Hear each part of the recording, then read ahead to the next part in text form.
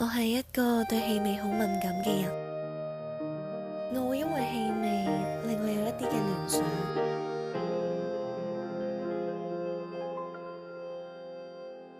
香精油嘅氣味，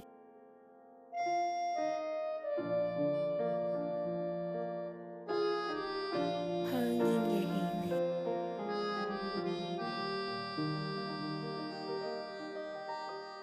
味，油漆嘅氣味，樟綠嘅氣味，書本嘅氣味，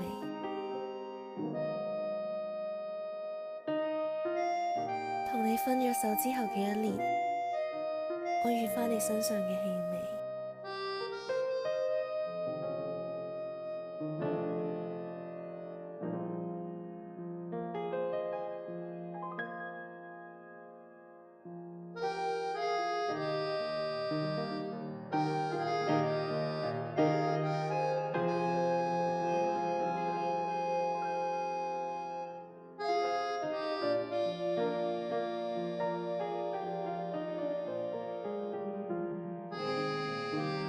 令我記返起我哋之前嘅回憶。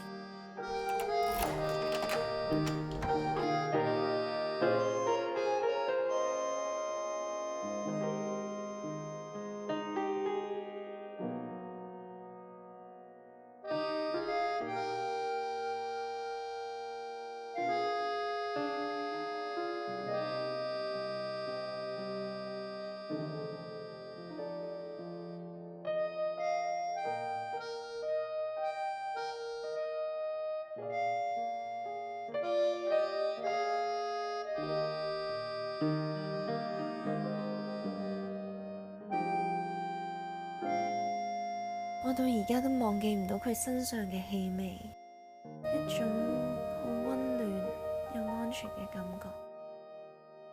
如果我唔係女人嘅話，我哋應該可以繼續一齊落去。點解要在乎其他人點睇我哋啊？我以為二人世界係真係屬於兩個人嘅事，一段感情脆弱到連其他人嘅目光都可以破壞到我哋。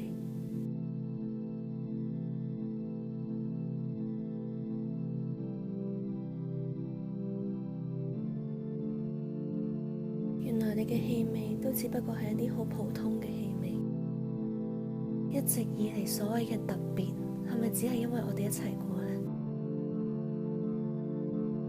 到底我係仲愛你，定只不過係放唔低？